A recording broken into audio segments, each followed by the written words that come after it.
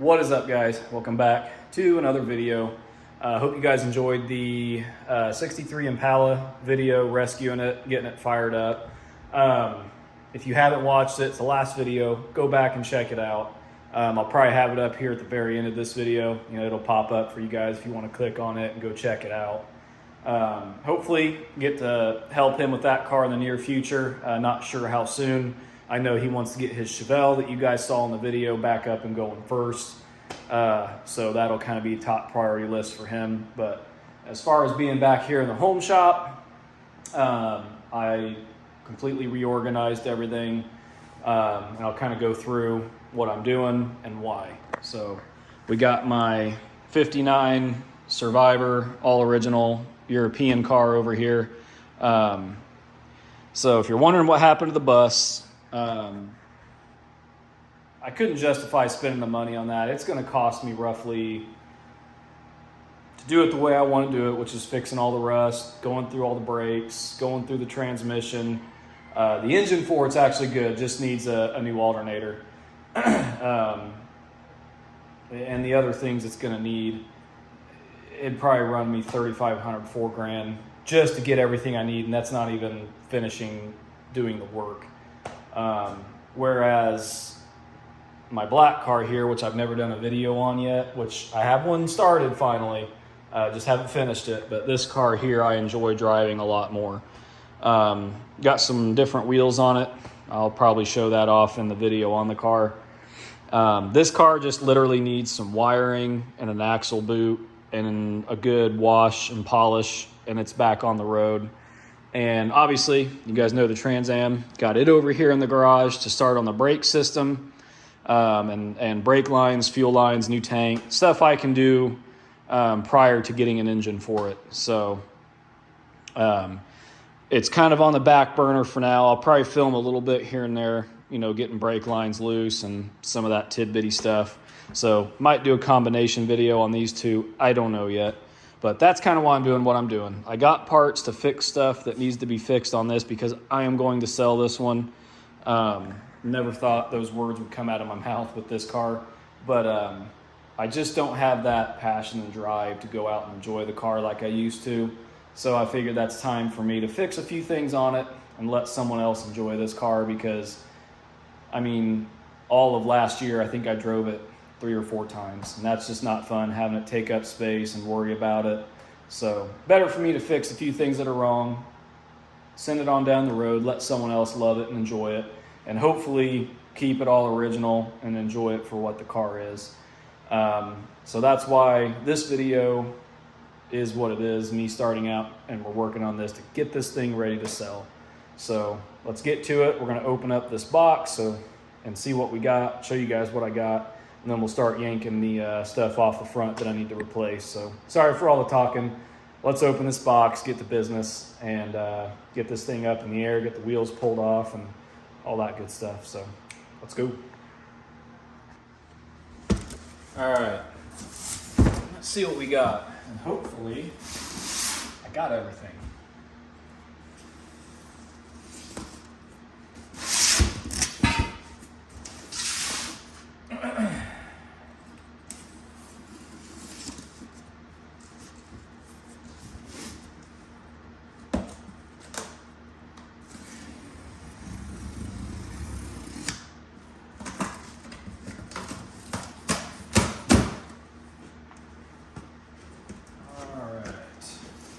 Of course, packing peanuts. I forgot. This company always uses packing peanuts, and I literally despise them.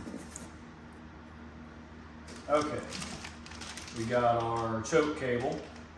Sweet. So now I can replace this broken one. Get that dialed in and working. We got our new tie rod in and tie rod tube.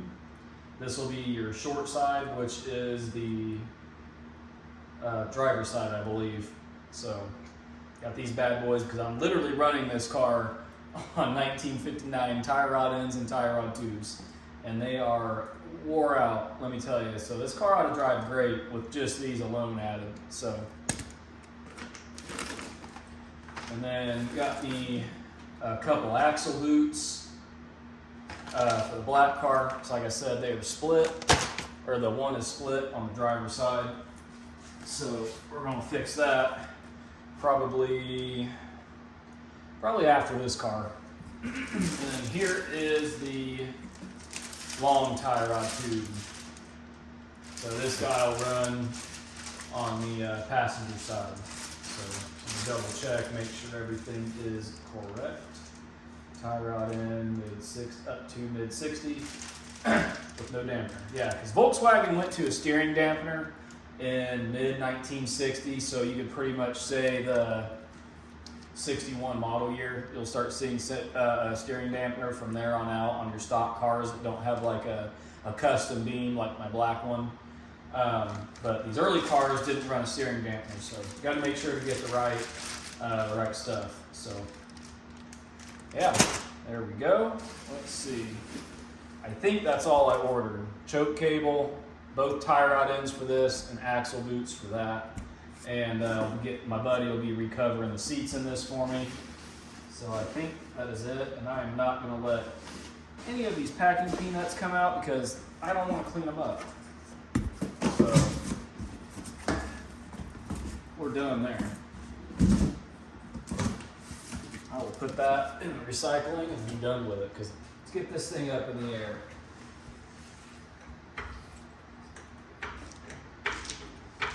All you really need is enough where the tires are off the ground. Don't think we need her too crazy.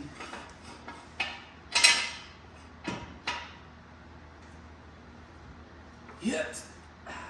There we go. Now let's get this one the same. 1, 2, 3. 1, 2, 3, 4. So let's go up just a hair higher. One more click, and let's let her down.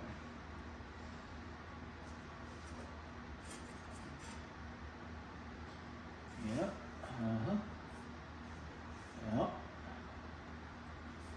All right, I like it. Okay, let's get these hubcaps off. Show you guys a cool little trick here. If you're Volkswagen guys, see this little guy here. These used to fill in your jack points, and you can pop them out, and I got a hubcap puller. So if you guys are still using flat blade screwdrivers to pull your hubcaps, don't do it. You got two little, what look like drain holes, but they're made for these guys. Bam, done. Makes it nice, quick, and easy. So, now we got these off. Let's get them out of the way. Oh yeah, there's a spare for the black car. Forgot I had that in there. Don't want these getting stepped on, because believe it or not, those original early caps are expensive now. Don't know why, but they are. So, let's get the wheels and tires off the front, and we will go from there.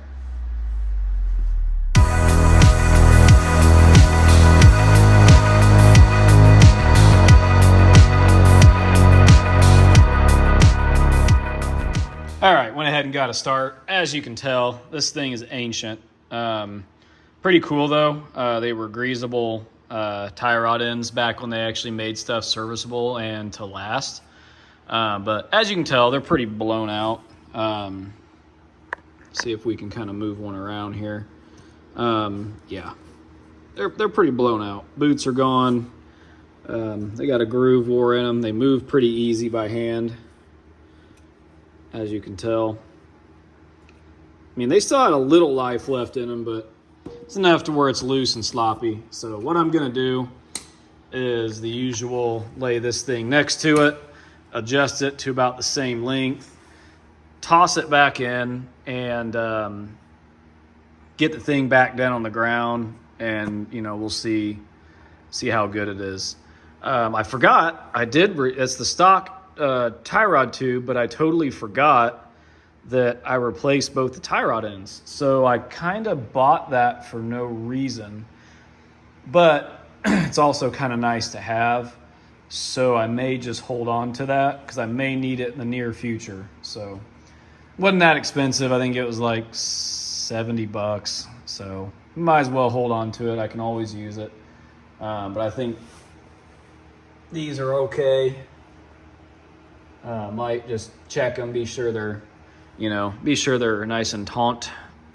And then we'll go ahead and toss this one back in. All right, guys, so we are back out here on the Volkswagen, and I finally found my shims. Not as many as I thought, got like 10 of them, but I think it should be enough to do what we're doing here. So I went ahead and did the basics, got the drum off of it, pulled the backing plate off, got my link pin bolts back loose, which you can see where those ride on the link pin, those slotted areas, and they're eccentric, so you can actually like adjust them.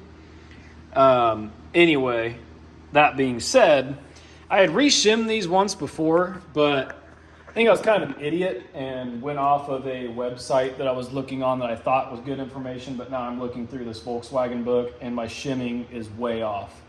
So if you look back here on this page, I can't remember if I showed this in a previous clip or not. Don't remember what I filmed.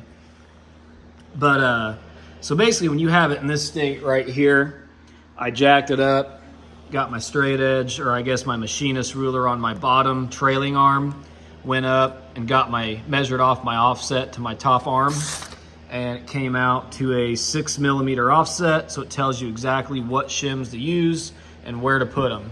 So looks like mine are way off, which is probably why I was having the issue I was having with the front end of this thing. So we're gonna get this dialed in and get back with you guys after I get this shimmed right, and we'll see how this thing feels. So I'll probably pick back up just so I can focus on getting these right. I'll probably pick back up when I'm getting the whole thing slid back together and getting my link pin bolts slid back through, so I can kind of show you guys how you adjust those things and kind of tighten them up. So anyway, that being said, I'm gonna move forward and then we'll pick up when I get there. So I went ahead and shimmed it, and my shims were way off on the bottom link pin. Top, I was only off by one. I think I was off by 3 or 4 shims on the bottom. But anyway, so once you slip this thing back in there, like I told you, these pinch bolts go through for your link pins, and there's that eccentric slot I showed you, and you can basically grab a 14mm tray here, and if you look, once you loosen these, now you got to loosen them first. You can put this on the back side of your link pin, and that can tighten and loosen, and what it does is it pulls your link pin in or out, so it can actually like loosen or tighten and get you where you need to be. So I got the shims right, slipped my bolts back through and ran them which way I needed to where it tightened up my spindle, and now I don't have any movement. So basically what I'm going to do now is I've got those tight. We're gonna slip the backing plate back on it and slip the tie rod end in, and then probably move on to the passenger side because I want to grease all this stuff up while I'm here. Throw some new grease in the wheel bearings, or I guess wheel bearing grease, and then shoot some new grease in these zerts for the kingpin and link pins. So yeah, we'll go ahead and tie this up. We'll jump over and see what we got on the passenger side. All right, as I was talking about, moved over here to the passenger side, and I don't know what I was smoking when I did these the first time, but it must have been something good because I was way off. I know I didn't have this book last time, but yeah, I don't know what or where I got my information, but it was 180 degrees wrong in the opposite direction. So we are going to finish throwing this back together. Got it shimmed right, did my measurements on this side, got my offset, got it dialed right in. Already got it thrown, got the spindle thrown back in the control arms. So got to throw the tie rod in back in, and then put the backing plate back on. And then like I talked about, we'll get some grease, repack the bearings, and grease all the fittings under here, and this thing should be good to go. So let me see if I can set you guys up here and we'll slide these pinch bolts through, and I'll show you what I mean working that wrench on the end of these link pins. So let me get kind of cleaned up here and try to set you up, and we'll show you what we got going on. All right, hopefully you guys can see a little bit. So what we're gonna do now, get our nuts and bolts ready and drop those so they roll all the way across the garage floor. Okay, get our 14 millimeter ready, and as you can tell, hopefully you guys can see that. You can see this link pin end turning. So we got to find the bolt's little happy place. A lot of times you don't even have to look. You can kind of just rotate this thing and kind of get a feeling of where it's at. There, she's wanting to slip through. It's a little tight, so we'll bring her back just a little bit. And that's pretty close right here. So I'm gonna take a look down in there and see.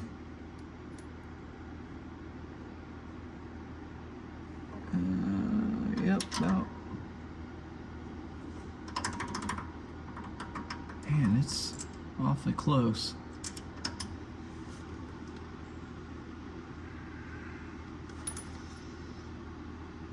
All right. I would say probably right about there.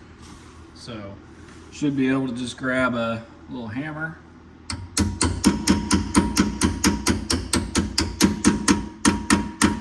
Knock it right through. Didn't even have to hit it very hard, so you know it was pretty dang close. So we won't tighten that yet. We'll get our bottom one through as well. I think not sure where I'm at with it. There we go. Bam, that one just slid right through. Sometimes they'll fight you a little bit. I opted for the cheaper link pins when I had these spindles done because that was all that was in stock.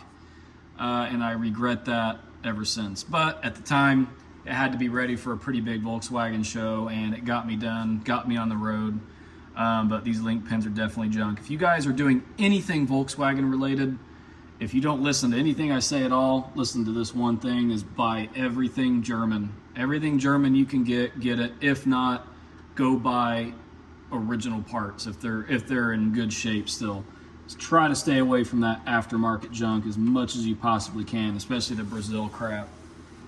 So, what we're going to do now, let's get our ratchet ready here.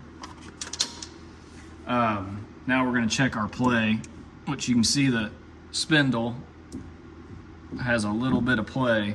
So we're going to use our wrench here and we're going to snug that up. So I'm not sure which way it is, but we'll try bottoming it out this way first, and we'll see what we get here. That's going to be a lot of play, I think. If I'm not mistaken by the looks of it. Yeah, okay, so going that way gives us too much. So let's bring her right back around here. Snug her up this way. A little bit there. So that being said, now let's try the bottom one, get it dialed in.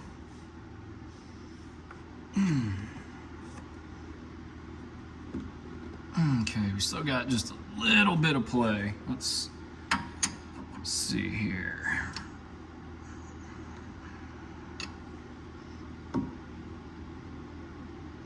I know these are a little bit worn out, so there we go.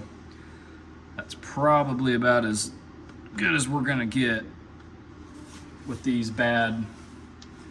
They're not like bad, but they're wore out enough that, you know, they're gonna need replaced here pretty soon. But this will be dialed in enough to enjoy it. With the amount of miles this car sees, that'll be fine. And even if I sell it, unless someone really starts driving the crap out of it, you know, they'll eventually need done. But let's go ahead and snug these things up. Normally I'll run them in with the ratchet, but sometimes certain things I like doing by hand. I can get a better feel for this stuff. So there we go. get our bottom one.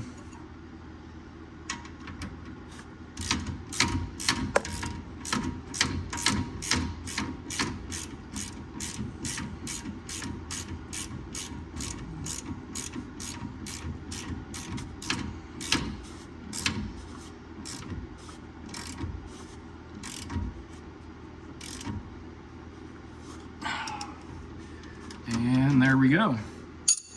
She is back together. Definitely, like I said, these are definitely going to need replaced. Once I get some grease packed back in them, they ought to be, you know, good enough for now. Looks like I lost one of my caps. But, yeah, they ought to be good enough for now. So what I'm going to do is get this stuff thrown back together and get the backing plate back on, and that'll pretty much do it. Okay, guys, we got that all squared away. Like I talked about, all I need to do is grease that stuff, and I just got to get my grease gun and stuff from Dad's, well, his to borrow to use it. So that's going to do it on this one. I would like extend the video on getting the car back on the ground and like driving it, but the seats are going to be getting redone because I can't sell it with the literal sitting on seat springs. So buddy of mine's helping me take care of the seats. So very thankful for him and helping me out on that. Whether we can save the original vinyl or not. The vinyl's in great shape. It's just a matter of if we can like get it to stretch enough and hold. And if we can't, we'll have to replace the vinyl. Might have to do a little dye job and get the color right. Either way, it's going to be worth it for this car in the long run. But yeah, anyway, that's going to do it on this little portion of some Volkswagen fixins. So I guess let's head over to the shop and get on the 66 Corvette because it is about ready to be painted. Okay, and before we head to the shop, finally got the garage all organized. I think I mentioned I was moving a bunch of stuff around. Now I finally have tons of room in here. The wife's Beetle sitting outside right now because I needed to get this car knocked out like I talked about because it will be up for sale. But I at least wanted to get the steering, suspension, and the choke replaced. That way it's drivable. And then I can go store this out at my mom and dad's house. So that way I can get her Beetle back inside and get ready to get parts for it and get ready to get parts for the Trans Am. So yeah, as you saw, this is where we were working. Trying to keep this thing mobile right now. I was kind of thinking about getting it up on jack stands so I can soak all the brake lines, but I think we're just going to get that done first and get on this bad boy, and then we will see if we want to go any further on that. But got plenty of room in here now. Reorganized some stuff, threw some decor up. Yeah, don't mind the Santa Claus, doing some repairs on it for a good friend. So, but yeah, got plenty of room now to work on everything. Pretty stoked. But anyway, like I was saying, let's head over and check out the progress on the Corvette and get that thing painted. All right, what is up, guys? Welcome back to another video. Standing here in the paint booth, got the wide angle lens going because it's kind of a tight space, so that way it's easier for you guys to see everything. So pretty exciting day today, finalizing stuff on the 66 Vet. Been a thrash fest the past like, I don't know, 2-3 days. So I haven't filmed anything on it, which I know I haven't been filming a whole lot of the process on this car anyway. But anyway, figured I'd show you guys where I'm at, what I'm doing, and why I'm doing it. So hopefully we can pretty much maybe make like a partial video with this car. So might work some other stuff in with this one. We'll see. Haven't got that far yet, but anyway, we got this thing in the booth. It is ready to go. Got some minor spots that I burnt through while wet sanding, so I had to touch them up with some primer. And those are flashing off, so after lunch when they're dry, I'm going to come back and blend those in, and you won't even know they were there. Then just 2 small spots I missed, so I don't forget them. So basically, I got all the small parts laid out, which this isn't the orientation I'm going to have them when I spray them. I just got them in here for now so I can start getting everything set up.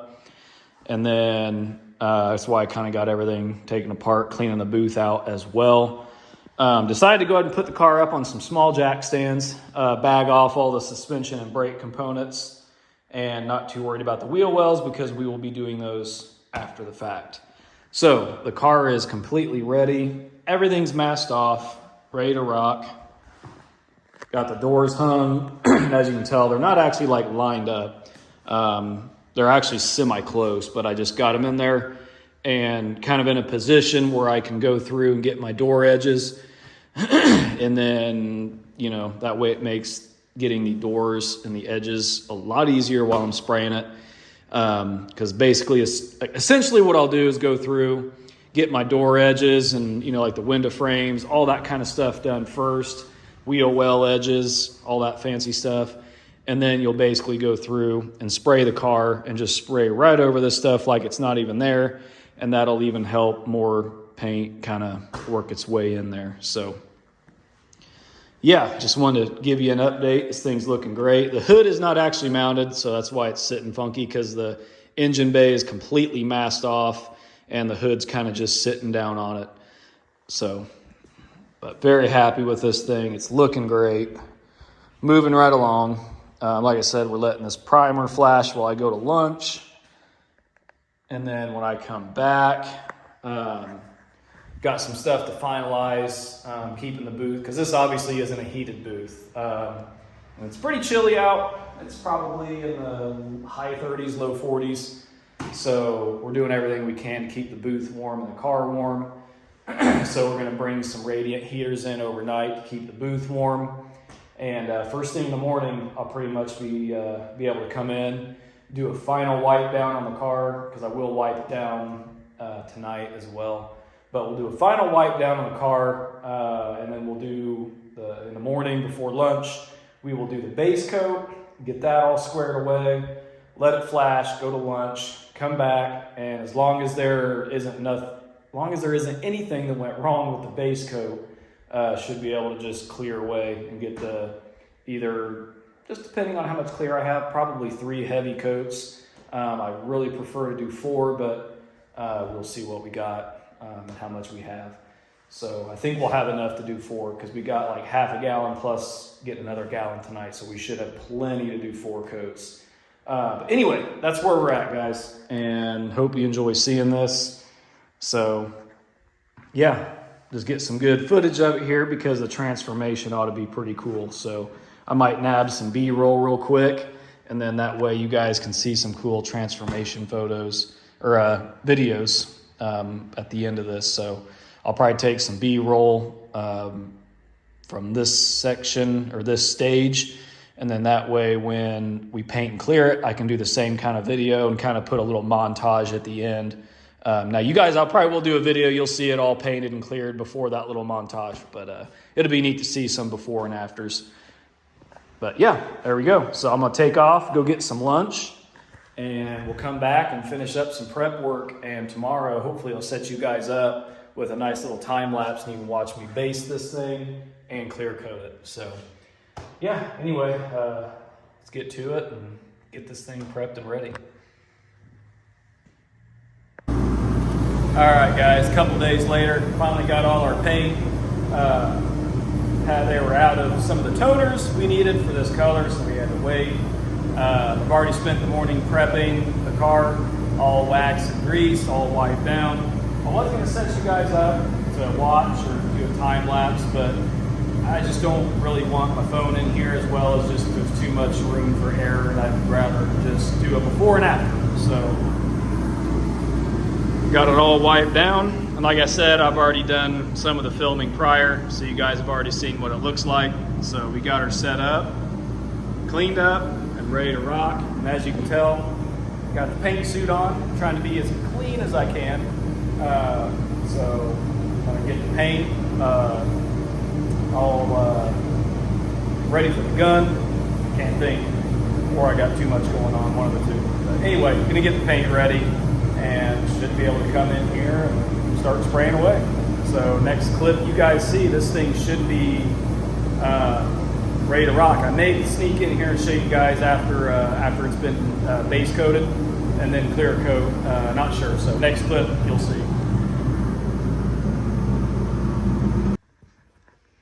Alright guys, so figured I'd jump in here real quick, finished up the base coat. So we'll show you that real quick. So she's all based out. Don't really want to walk in here right now because I kicked the fans off. Still got the radiant heaters running. So yeah, base coat's flashing off, as you can kind of tell. This Nason paint kind of lays down a little splotchy, but I've sprayed it for years. It's not my favorite by any means, but the second you lay clear on this thing, that splotchiness just melts right away. So this thing ought to look pretty killer. So right now, I think we're going to call it done. Go to lunch and come back and should be ready to lay down the clear coat. So I got about 1.5 gallons of clear, so I got more than enough. So we should be able to really lay this thing down and get it slicked out. So yep, we're gonna let this thing flash off real good over lunch, give it about an hour, hour and a half, and we'll be back to it and clear coating. So next clip, you guys should see this thing nice, glossy, and shiny. So anyway, there we go. Okay, left off. When I showed you guys I got all the base done, or base coat done. Came back and resuited up, got everything ready, and we clear coated it. So I ended up doing 3 really good coats, 3 pretty heavy coats. So she's looking pretty good for what it is. So basically we're gonna let this thing bake for about 3 or 4 days before we even move the car. Probably will come up and untape it after a couple days, but yeah, probably let it bake for a few days at least, come up, untape it, put the wheels on, get it ready to move. This will set about a week before we even start handling it. And with this clear coat, I like to give it about 2 to 2.5 weeks to just sit and just cure. And then by then it should be shrunk and hard enough that I can go ahead and do the cut and buffing process. But anyway, without further ado, here is the finished product.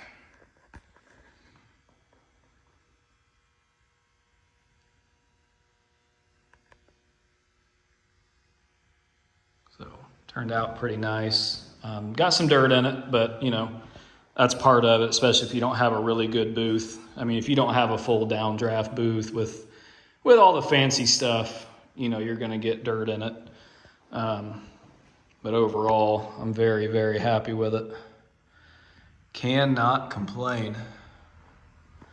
And it'll look even better once we wet sand and buff this thing. So, pretty stoked. And then got all the other panels over here as well. Got the valance, got the buckets, which reflection on the buckets came out pretty nice. I mean, for just, right out of the gun, everything's pretty clean. Those won't take much work at all to slick out, so.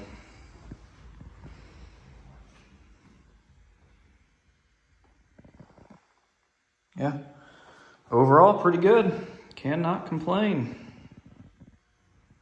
There we go.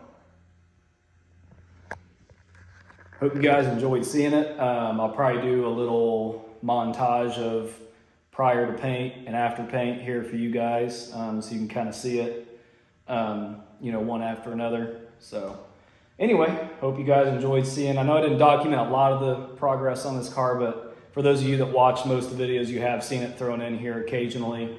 Hope you guys like seeing the before and after with it. Turned out pretty cool. So on that note, I'm out of here for the weekend. Gonna let this thing hang out. And yeah, I might even film untaping it and showing it down on the ground and stuff, because that's always pretty cool too. So yeah. Anyway, yeah, remember to like, comment, and subscribe, and we will see you guys in the next video.